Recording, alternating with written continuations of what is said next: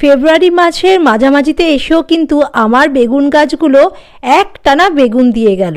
সেই গরমকালে বসিয়েছিলাম আর ঘুরতে ঘুরতে কিন্তু 1 বছর হতে চলল, কিন্তু এরা কিন্তু কন্টিনিউয়াস বেগুন কিন্তু সাপ্লাই আমাকে দিয়েই গেছে।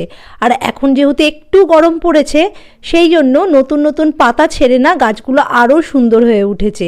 আজকে বেশ কটা বেগুন হারভেস্ট করে নেব। আর বিভিন্ন রকমের বেগুন গাছ কিন্তু আমার বসানো ছিল, তোমরা এর আগেও দেখেছো।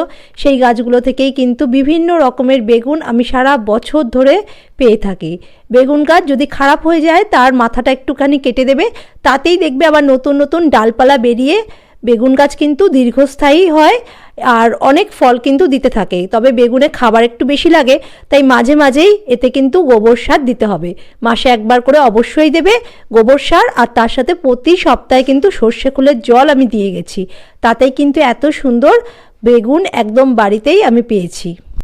তবে এই শীতে কিন্তু আবার নতুন করে বেশ কিছু বেগুন গাছের চারা বসিয়েছি, কারণ এই গাছগুলো যদি কোনোভাবে নষ্ট হয়ে যায় তাতেও যাতে আমি সারা বছর ধরেই বেগুন পেতে থাকি, সেই কারণেই নতুন করে আবার গাছ বসানো।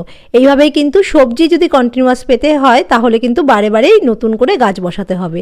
আর দেখো লেবু গাছে কত ফুল এসছে, ভাবতে পারছো একটা ছোট্ট টবে বসানো লেবু গাছে যদি এত ফুল ধরে তাহলে কি অবস্থাটা হবে। এইগুলো কিন্তু বাতাবি লেবু, যেটা আগের বছরও প্রচুর ফল দিয়েছিল, আর প্রচুর পরিমাণে কিন্তু আমে মুকুলও এসছে।